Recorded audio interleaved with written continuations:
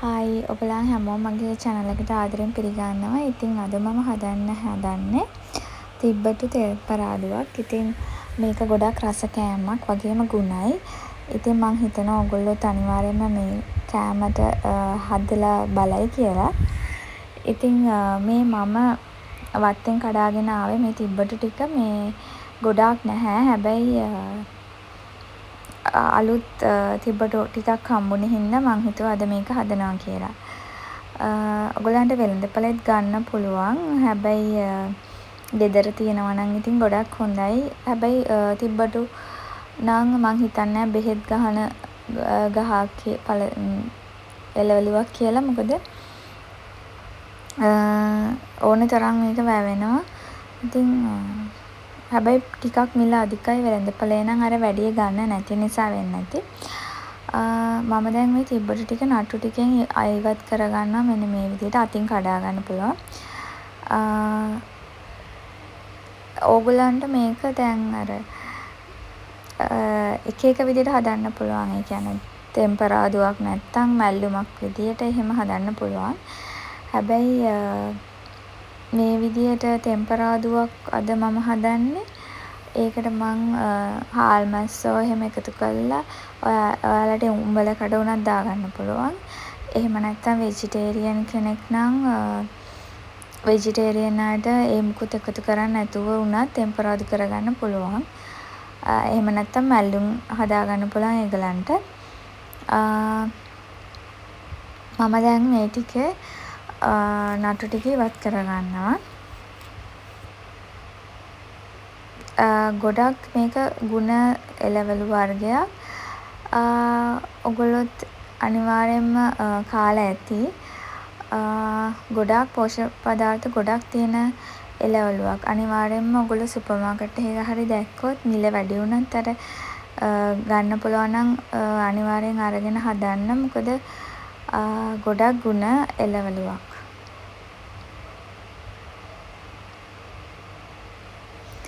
මේක හදන්න ලොකු වෙලාවක් යන්නේ නෑ. හැබැයි අර මේක තලන්න ඕනේ. එතකොට ඒ වගේ වැඩ ටිකක් තියෙන හින්දා ටිකක් වෙලා යනවා. ඒ වුණාට නිවාඩු දවසක ඔයගලන්ට හදන්න පුළුවන්. මං දැන් ඔක්කොගෙම නටු ටික ඉවත් කරගත්තා.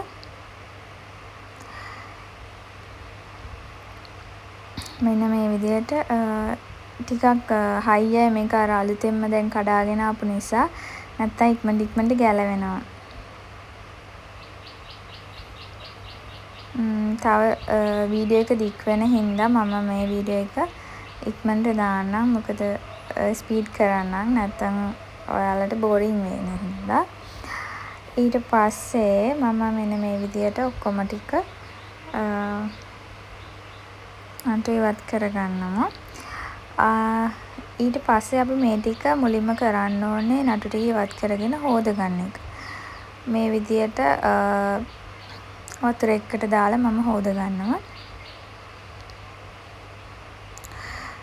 දෙපාර තුන් පාරක් හොදලා අරගෙන ඊට පස්සේ අපි මේ ටික වංගෙඩියකට දාලා තලා ගන්න ඕනේ. මම මේක තලාගෙන මෙන්න මේ විදිහට ගත්තා. ඊට පස්සේ මම මේ හාල් මැස්ස ටිකක් බදිනවා. හාල් මැස්ස ටික මම කෑලි වලට කඩලා තියෙන්නේ පොඩියට. එතකොට මේක රසට එනවා. ලොකු හාල් මැස්ස නම් ඔයගලන්ට පොඩ්ඩක් අතින් කඩා ගන්න පුළුවන්. ඊට පස්සේ ඒ ටික බැදීගෙන එනකොට ඒකට කෑලි මිරිස් ටිකක් එකතු කරනවා. කෑලි මිරිස් ටික හොඳට බැදෙන්න ඕනේ. එතකොට තමයි මේ රස වෙන්නේ. එතකොට සැරත් ටිකක් අඩු වෙනවා. ඒ වගේම රසත් එනවා. ඉතින් ඒ ටික බැදෙන්න ඇරලා මේ විදියට කවලම් කරගමු. ඊට පස්සේ ලුණු, කරපිංචා, අමු මිරිස්, ඒ අදාළ දේවල් ඒ කියන්නේ සුදු ලුණු ඒගොල්ලන්ට ඒ ටික ඔක්කොම එකතු කරගන්න පුළුවන්. කරපිංචා අද මං ගාව නැති හින්දා මට දාන්න උන් නැහැ. ඉතින් මේ ටික එකතු කරලා හොඳට කවලම් කරගන්න.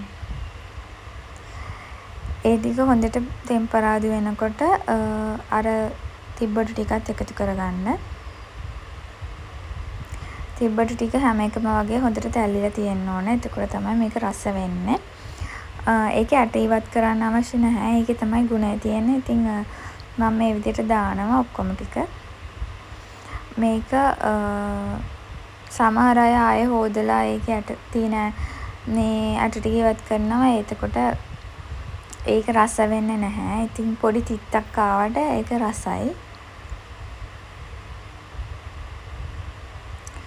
ඊට පස්සේ මේ ටික අපි හොඳට තැම්බෙන්න තියන්න ඕනේ. මොකද දැන් මේක අමුයිනේ තාම. ඒ හින්දා හොඳට තැම්බෙන්න තියන්න ඕනේ. ඉතින් ඒ අතරෙදි මම ලුණු එකතු කරගත්තා. ලුණු ඔයගොල්ලෝ ගොඩක් වැඩි කරගන්න එපා. එතකොට මේකේ රස නැති වෙනවා. ඒ හින්දා අවශ්‍ය ප්‍රමාණයට බල ලුණු එකතු කරගන්න.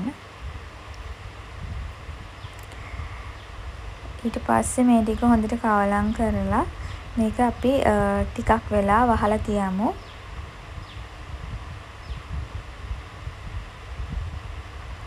මේ ටික වෙලාවකට පස්සේ අපි බලමු මොකද වීඩියෝ එක දික් වෙන හින්දා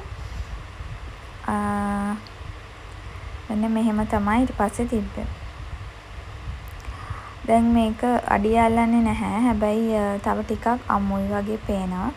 ඉතින් තව ටිකක් මේක තම්බ ගන්න ඕනේ. මේක වහන්න නැතුව හදන්න බෑ. මොකද එතකොට තමයි තැම්බෙන්නේ. ඉතින් ඒකින්ද ආපහු මම මූඩිය වහලා ටිකක් වෙලා තියෙනවා. ඊට පස්සේ මෙන්න මේ විදිහට තියෙන්නේ. දැන් නම් ගොඩක් දුරට තැම්බිලා තියෙන්නේ. ඒ වගේ මේකේ සුවඳකුත් එනවා. ඉතින් මේ ගොඩාක් ගුණයි කියලා මම කලිනුත් කිව්වනේ. ඉතින් ඔයගලන්ටත් මේක හදලා බලන්න පුළුවන්. අනිවාර්යෙන් මේ විදිහට ඔයගොල්ලොත් හදලා ඇති.